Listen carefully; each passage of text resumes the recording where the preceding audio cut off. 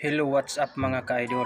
Bagong adlaw, bagong video na sa ta mga ka-idol. So karon og baguhan pa mo sa akong YouTube channel, please subscribe and click the notification bell para maging updated po kayo sa mga bago kong video.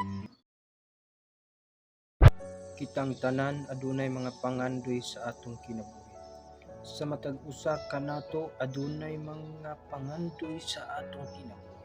Managlain-lain ang atong mga pangandoy nga moabot unta sa atong kinabuhi.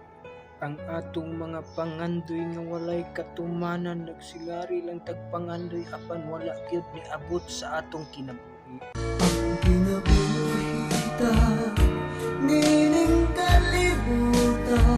Panganduya buhata parang moabot sa imong kinabuhi. Pangandoy ubani sa imong buhat parang musangko ngadto sa may katumanan ang imong mga plano dinhi sa kalibutan. Nangandoy ka nga ikaw maadunahan ka niining kalibutan. Kung saon nimo pagkaadunahan niining kalibutan nga wala mangyapon kay kapuslanan. Padayo sa katapusan. Oo, patay ang akong mga panghandoy kay wala ko'y kapuslanan. Pero akong paningkamutan nga makabot ko ug masubay ko ang matulid kong dalan. Nga unta sa akong pagsubay sa matulid kong dalan nga unta ngadto sa kinugtuban tuan nagulat ang tanan kong mga pangandoy. Padayonon ko sa pagsubay ang matulid kong dalan para makabot ko ang akong mga pangandoy niining kalibutan.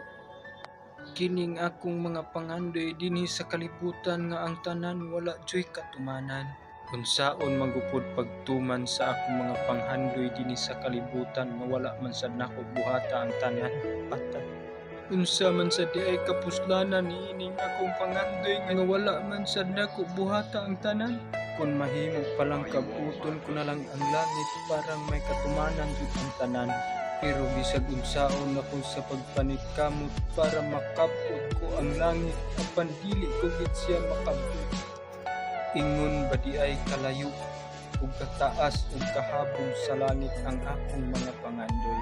Ug asa man gid di ay nahimutang ang akong mga pangandoy nga wala magid nako maabot sa akong kinabuhi. Bawat yugto ng sandaling halos di ko alam. Ug unsa may akong buhaton para makabot ko ang tanan kong mga pangandoy. Akong mga panghandoy sama man ug kitabunan ngadto sa mga dag-om ug nasalipdan ngadto sa mga dag-om kay bisag unsaon wala ko manggid siya makita ug di ko manggid siya makabot. Igo na lang ba jud di ay ko ani sa pagpangandoy na walay katumanan. Wala ba jud di ay katumanan ang tanang mga pangandoy nato dinhi sa kalibutan? Niingon sila, patay ang imong pangandoy kung wala nimo uban sa imong. Ako namang gibuhat ang tanan nga nung wala magid siya niabot sa akong kinabuhi. Ako na lang ning antuson ang tanan. Basin ugma damlag, ako ra siyang masugatan. Ug dili na lang nako abot siya sa akong kinabuhi kay basin abot rang panahon na ako ra siyang masugatan. Ug unya ug ako na siyang masugatan ug ako na siyang mahimamat dinha nako ang tanan. Nagpasalamat ako sa kahitasan. Bisan pa og karon na wala pa nako nahimamat ang akong mga pangandoy, ako ra gihapon siyang pasalamatan. Kay basin sa umaabot nga panahon masigi kog pasalamat sa wala. Basin dugli-duglihon sa kahitasan ang tanan kong mga pangandoy. Isalig ko na lang sa kahitasan ang tanan kong mga panghandoy tungod kay siya ang saliganan sa tanan. Siya ang akong katugyanan sa tanang problema. Siya ang akong katugyanan sa kalisod. Siya ang akong gisangpit sa tanan. Akong itugyan kaniya ang tanan. Kay naa niya ang katumanan sa akong mga pangandoy. Ug siya ang akong katugyanan sa kinabuhi. Libre rang manghandoy dinhi sa kalibutan. Bastag ubanan sa atong ginuhatan. Pasalamatan ko na lang ang tanan. Kay kung wala ang kahitasan, di ko magbuhi dining kalibutan. Daghan kayong salamat sa tanan. bisan pa sa akong mga panghandong na walay katuman.